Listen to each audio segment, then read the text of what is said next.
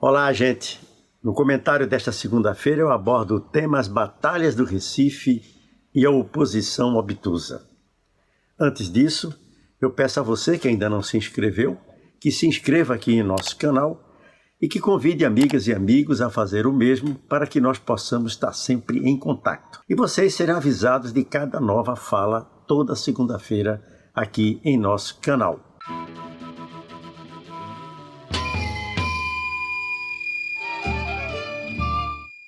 As batalhas do Recife e a oposição obtusa. Por quê? As cidades e o Recife, entre elas, enfrentam importantes batalhas nesse instante. A batalha da crise econômica, social e a batalha da pandemia do coronavírus. Ao mesmo tempo, vai surgindo, pelo calendário eleitoral, a batalha política que nunca cessa e que agora ganha intensidade.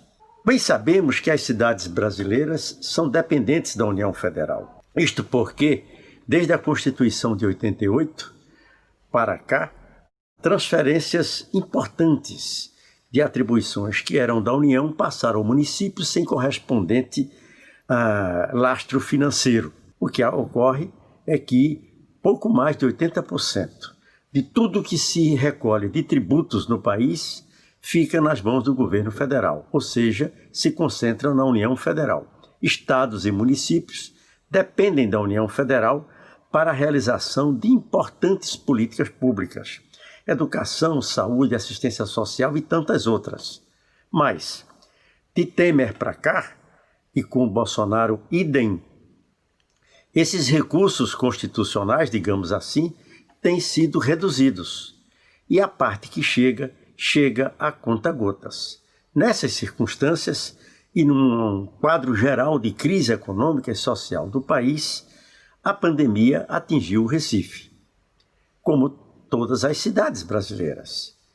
Acontece que, desde o primeiro momento, antes mesmo da Organização Mundial da Saúde considerar oficialmente estado de pandemia do novo coronavírus, o prefeito Geraldo reuniu nossa equipe de governo e vem atuando intensamente. Há um ano, nós iniciamos um programa Chegando Junto, que reúne um conjunto de iniciativas, de ações concretas, desde a instalação de 3 restaurantes populares para atingir quase 2.000 pessoas em situação de rua, previamente cadastradas, a uma série de minicursos, cursos rápidos, de capacitação das pessoas para trabalhos informais, como uma forma de atenuar o desemprego e o sofrimento daí decorrente. Também nós instalamos a Frente de Serviços Emergenciais Miguel Arraes, que contrata pais e mães de alunos desempregados nas comunidades para serviços de manutenção das escolas da rede municipal. Além disso, a Prefeitura nunca deixou de cumprir suas obrigações essenciais. Mantém a folha de pagamento de funcionalismo em dia, não permitiu que os serviços públicos essenciais se deteriorassem, pelo contrário, em algumas áreas nós temos fortalecido, e quando veio a pandemia do coronavírus, antes mesmo, repito, da Organização Mundial da Saúde decretar estado de pandemia, Geraldo Júlio criou o Comitê de Respostas Rápidas, sob a liderança do próprio prefeito, uma participação destacada do secretário Jailson Corrêa, esse exemplo de liderança, competência científica e técnica, um gestor exemplar e um homem honesto a toda prova. E desde então, nós temos agido rápido, sempre preventivamente, sempre nos antecipando ao desenvolvimento da pandemia. Dessa maneira, nós conseguimos suprir a cidade, contribuindo diretamente com o governo do estado, de leitos de UTI completamente capacitados a atender pacientes da Covid-19, né? Hospitais de campanha. Nós socorremos a população mais pobre com cestas básicas a partir do cadastro único dos programas sociais e utilizando a rede de escolas como palco da distribuição. Os alunos e alunas da rede municipal não apenas não tiveram a sua merenda escolar interrompida, como elas foram transformadas em cesta básica para socorrer suas famílias. E assim por diante.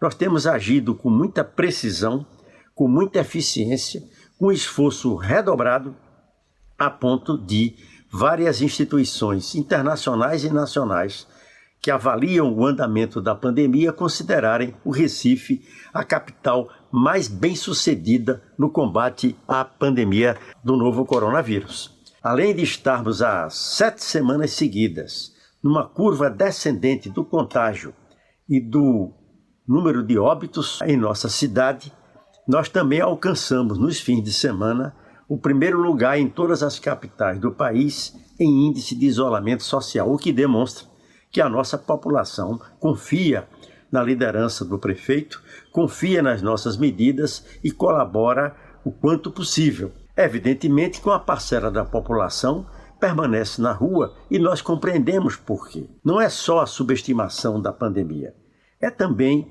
fruto das condições precárias de habitação, das condições precárias de sobrevivência. Quem mora 12, 13, 14 pessoas numa casa humilde de 2, 3 cômodos, dificilmente permanecerá em casa em regime de quarentena. Além disso, em geral, são pessoas também que dependem do trabalho informal e precisam ir às ruas conquistar alguma forma de biscate e poder trazer, digamos assim, comida para casa. Mas, em janeiro, o prefeito havia anunciado 1.500 pequenas, médias e grandes realizações na cidade até o final do ano.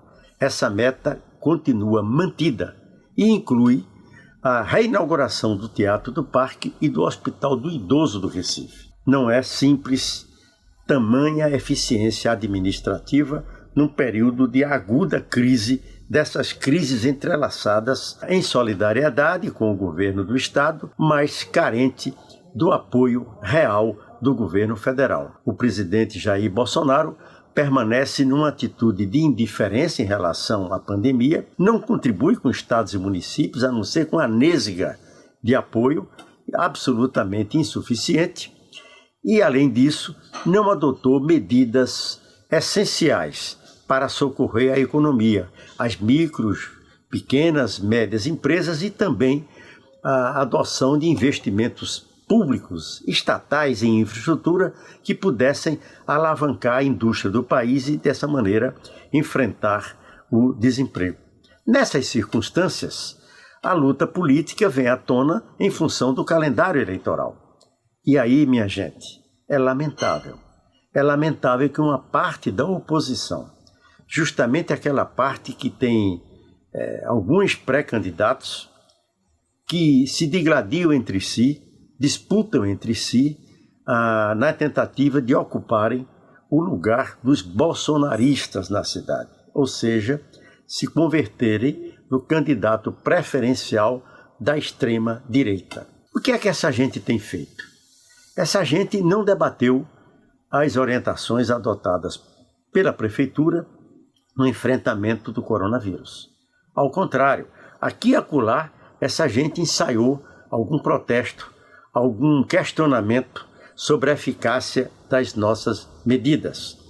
E de um tempo para cá, vem adotando a velha e desgastada tática do denuncismo, de denunciar supostas irregularidades, confundindo o controle, a fiscalização permanente dos órgãos destinados a essa função com investigação, com apuração de irregularidades. É natural que com um volume concentrado de contratos, de contratações e de outros expedientes, que, aliás, a Prefeitura do Recife, por determinação do prefeito Geraldo Júlio, estabeleceu uma força-tarefa composta pelos melhores quadros, oriundos, inclusive, dos órgãos de controle, do Tribunal de Contas, da Receita Federal, da Receita Estadual, que cuidam desses procedimentos, e a cada novo contrato, a cada nova contratação, a cada seleção que vai sendo realizada para aquisição de recursos humanos, médicos, enfermeiros, técnicos de enfermagem, para reforçar o sistema municipal de saúde. A Prefeitura, por iniciativa própria, antecipadamente apresentou toda a documentação a 9 órgãos de controle, do Tribunal de Contas do Estado ao Ministério Público, à Controladoria Geral da União. Portanto, numa atitude absolutamente lícita e absolutamente transparente.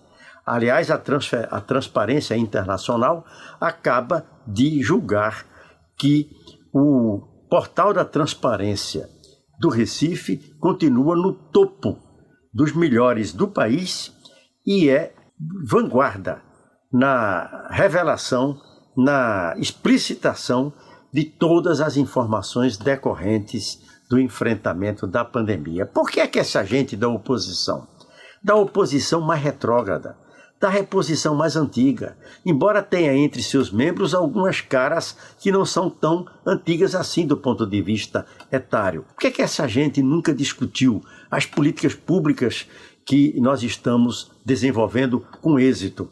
Por que não quer discuti-las? Porque fica com o pretexto de um falso combate à corrupção, tentando abrir uma brecha. Por quê? Porque a Frente Popular, liderada pelo governo Geraldo Júlio na cidade do Recife, a Frente Popular é a mais ampla possível, é a mais heterogênea, é a mais plural e a mais unificada em torno de um projeto de cidade. Porque estamos fortes. Porque a perspectiva é vencermos mais uma vez a oposição, ou parte da oposição mais obtusa, não sabe o que dizer, não tem o que propor e age dessa forma deplorável. O que eu tenho a dizer diante disso é respeitar as diferenças, apesar de discordar frontalmente desse tipo de comportamento, desse tipo de atitude, seguir adiante. O meu partido, o PCdoB, com os partidos da Frente Popular, com o conjunto da sociedade que nos apoiam, para dar sequência a esse esforço de renovação, de desenvolvimento e de defesa dos interesses fundamentais do nosso povo. Venceremos, mais uma vez, com a sua ajuda.